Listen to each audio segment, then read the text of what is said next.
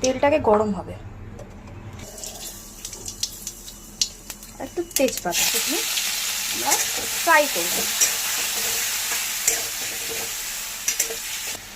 আবার আমি একটু সামান্য তেল দিলাম, ঢেলে দিচ্ছি, আমি ঢেলে দিলাম একটু।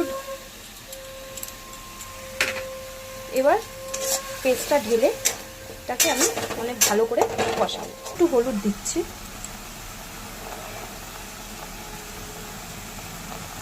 নুনটা লাস্টে দেবো। টমেটোটা পিউরিটাও ঢেলে দিলাম, একটু জিরের গুঁড়ো দিয়ে আবার আমি এটাকে ফ্রাই করি। সামান্য নুন দিচ্ছি, এতটা পরিমাণ মতন, আপনাদের যতটা লাগবে ততটা দেবেন। হালকা লঙ্কার গুঁড়ো দিলাম পরিমাণ মতন, একটু একটু জল দিয়ে আমি এটাকে কষিয়ে নিচ্ছি। সানরাইজের গরম মশলা উপরের মধ্যে ছিটিয়ে দেবো।